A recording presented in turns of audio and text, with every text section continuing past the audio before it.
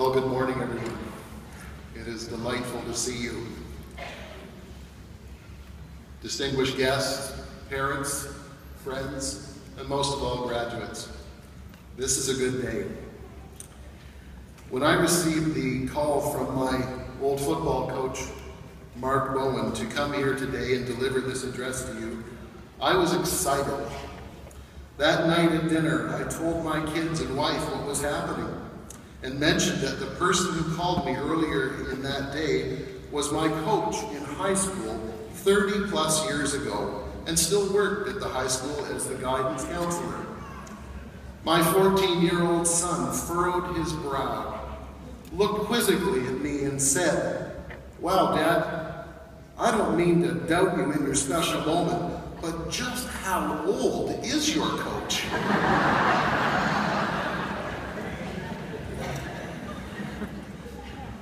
Growing up here in Sackville, on Richardson Street, when I was a kid, my brother would take me into the basement and we would play hockey. There was just the two of us. He was 6 years older than I was. He went on to marry and have 3 wonderful children, one of them who is graduating here today. His name is Jesse. He's sitting in the back row. And I would like to ask Jesse to come forward at this time.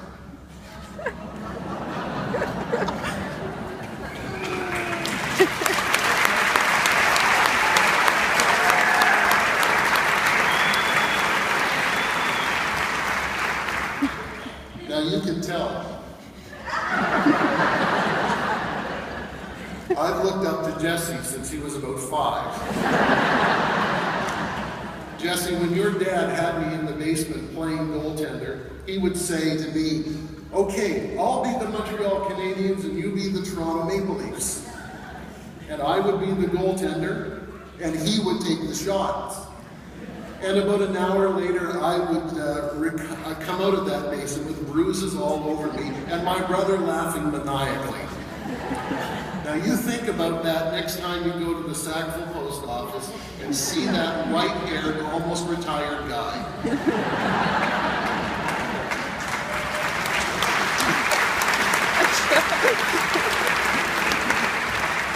Jesse, I have a little gift for you.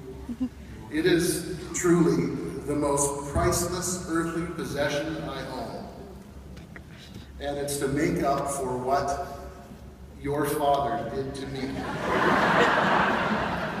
So I only bring it out in the playoffs, and as a fan of this team, I haven't needed it much in the last 25 years. So Jesse, I would like to present to you your own Toronto Maple Leafs.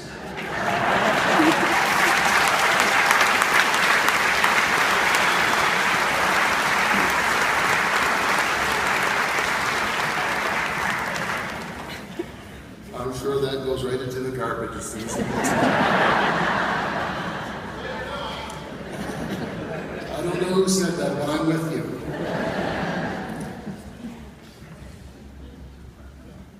What follows is the transcript of an actual radio conversation between a United States naval ship and Canadian authorities off the coast of Newfoundland in October 1995.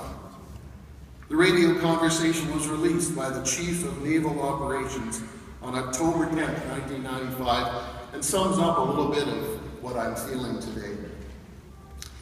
U.S. ship, quote, "Please divert your course 0.5 degrees to the south to avoid a collision."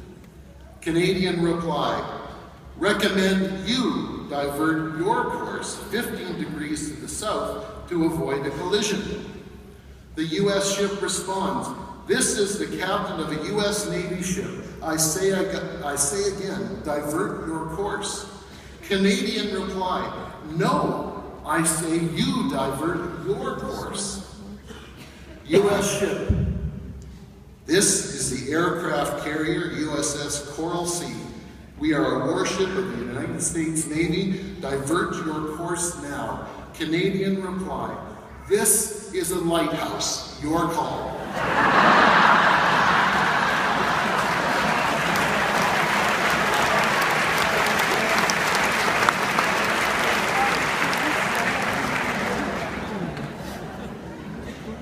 I'll just leave that one alone. I consider it one of the greatest privileges of my life to be given this chance to be with you today, in this place and on this occasion. You see, I grew up in this town and region, learned everything I needed for life right here in the homes, churches, businesses, schools, and playing fields of this community. When I left here in 1983, I was going to tame the world and not worry too much about the old town because, of course, it would always remain the same and always be there. I can tell you, having lived in many locations across this nation, that there aren't many places better than the Tantramar region, and there aren't many people better than this people, you, gathered here today.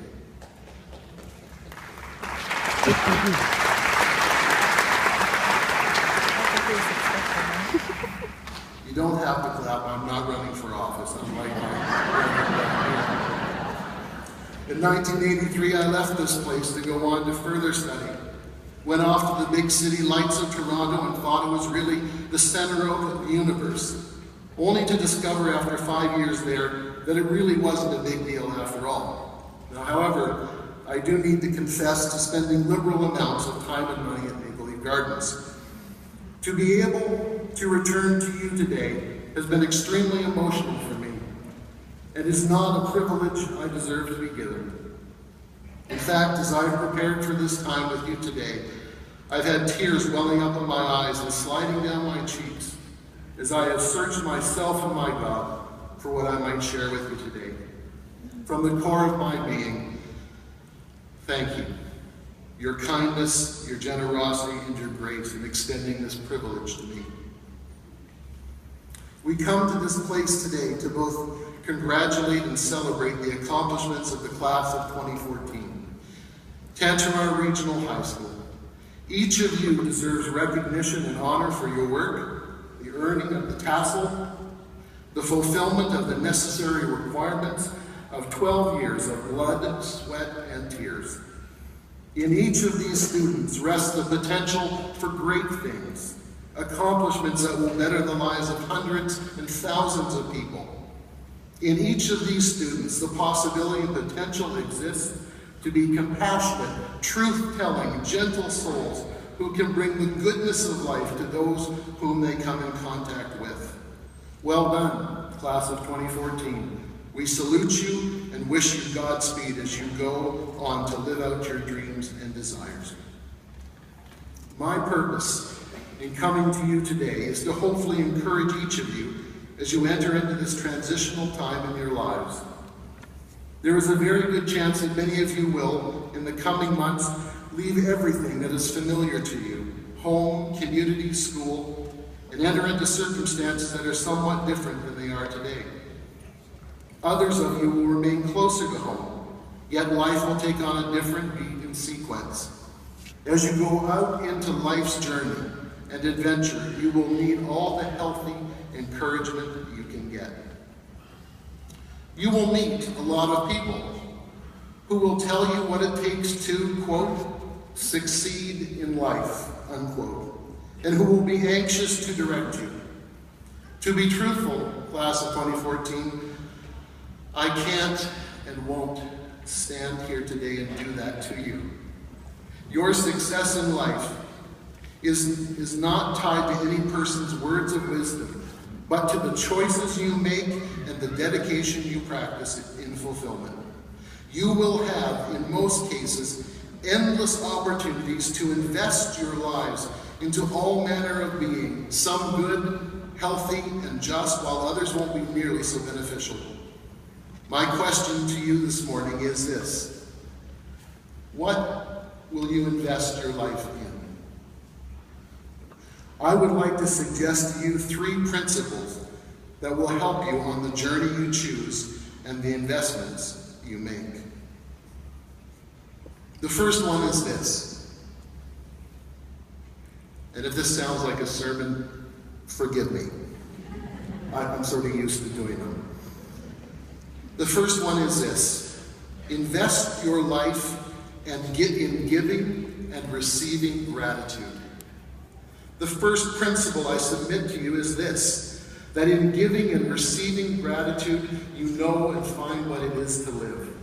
Study after study have shown that people who have the greatest life satisfaction are those who experience and express gratitude, who interpret life, the good, the bad, and ugly of life, as privilege, and its events are part of an ultimately good process.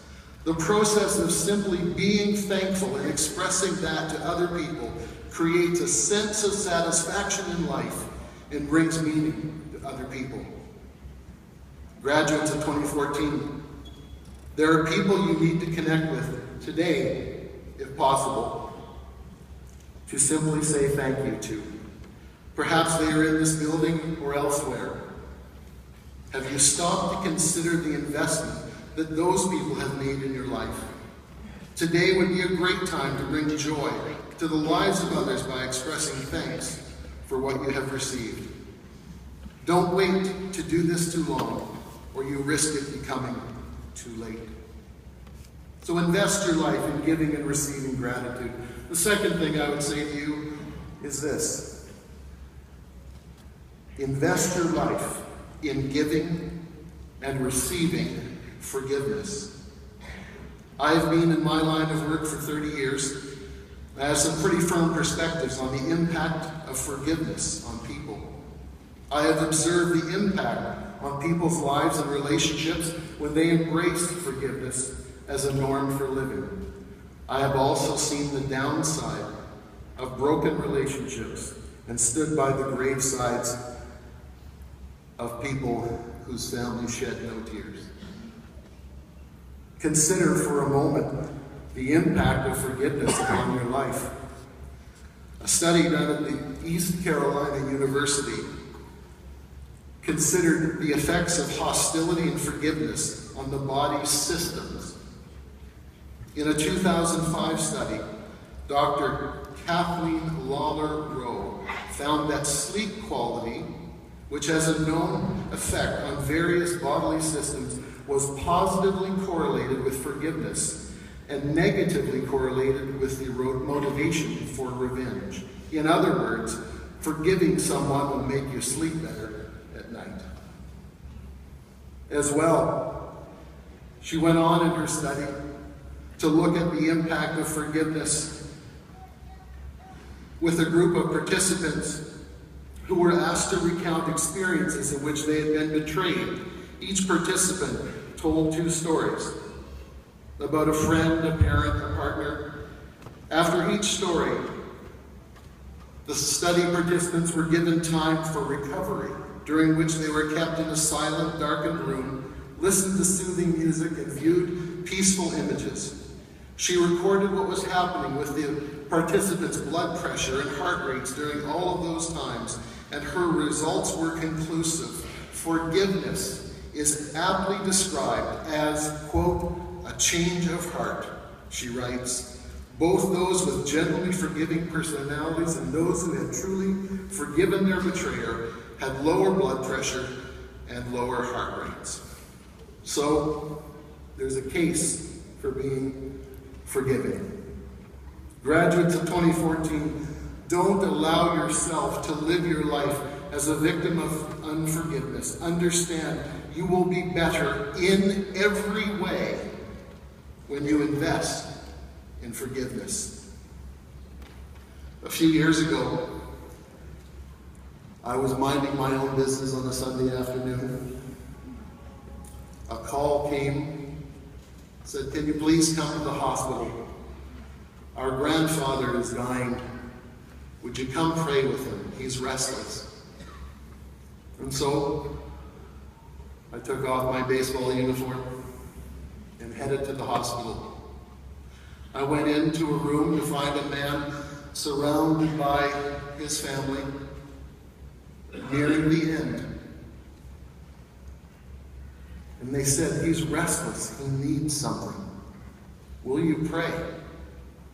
So, we grabbed hands and we joined around that bed and we prayed.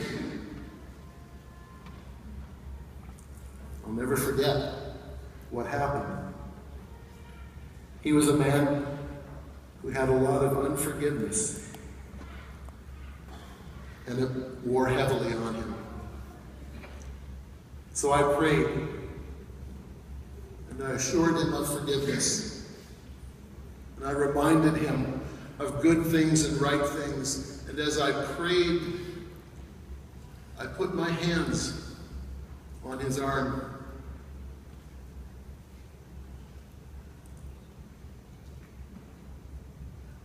And I felt as I prayed a sense of relief within him. And when I'd finished praying, he looked up at me, smiled, squeezed my hand, and died.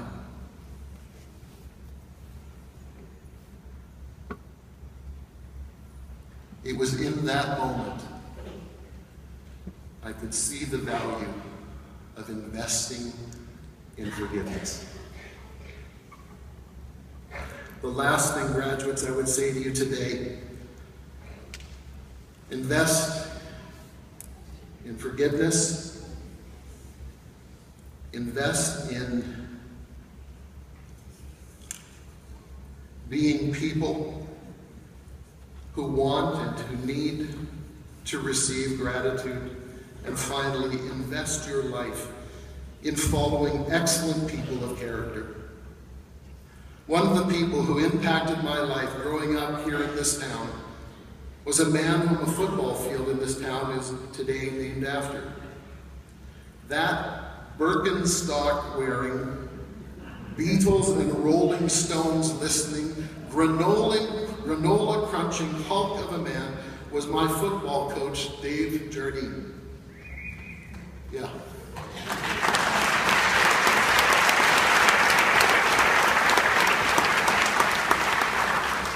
In being exposed to his character on a daily basis for 4 years, I learned what it was to be a good-humored, encouraging, committed, balanced man of integrity. It was through his gentle, kind words of encouragement that I learned to choose to be and to do that which was right. That man, with the exception of my own father, David Jardine, is most responsible for my choice to become a Christian minister, not through any spoken directive, but through words of encouragement to always do the right thing. He attended the ceremony when I was sworn in to my first church, always with words of encouragement and a gargantuan slap on my back. My only regret is I didn't have a chance to say thank you and goodbye. He was, for me, an excellent man, although he would never have claimed such a thing. As much as I have loved Dave, it may not come as a surprise to you that in my journey as a Christian pastor, the lowly carpenter of Nazareth has been the most excellent and inspiring source of hope, joy, and peace. Now don't worry, folks. I'm not going to get all religious on you. It was early in life that the humble, gentle, and sacrificial carpenter imprinted himself upon me as the best way to live out my life, both in the present and in the hereafter. It was my need for hope, forgiveness, and a future perspective in life that was found in him. I chose to respond to the call of "Come, follow me," and 48 years of life have not seen that as a regret.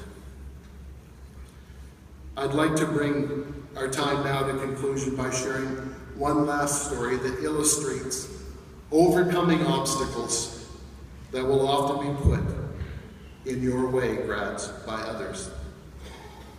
November 15th, 1980, on a blustery fall day, the Tantramar football Titans played for the provincial championship here in Sackville. Were any of you there? Okay, it's a young crowd, I get it. I was in grade 10, and our team was playing against the deeply despised Riverview Royals. That's a polite way of saying it. It had come down to the last play of the game, tied 13-13, and we had the ball in the Royals' end of the field. A play was called. The ball snapped to the punter, Greg McLeod. Greg, you might be here. And he punted the ball through the end zone with the wind coming down somewhere near Midget. In a moment, with that single point, we vanished the opposition, making up for nearly a decade of painful losses, ridicule, and being the doormats of New Brunswick High School football. Men much older than myself ran onto the field, tears streaming down their face, feeling redeemed by this victory, and no longer looked down upon by the various teams from Moncton. We could gladly say, Moncton High Purple who? Harrison Trimble, 4th placers, and McNaughton High bottom feeders. The Titans ruled.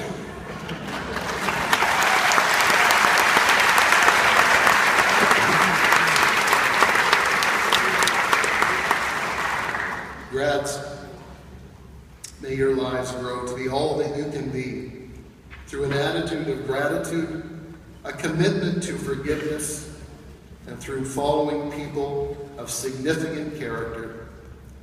And may you know the joy that comes from overcoming moments by investing in all that is good and right.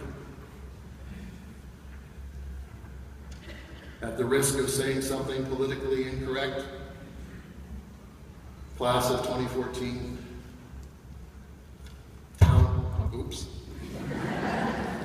town of Sackville, region of Tangentmark. God bless you, and God bless you richly. Thank you.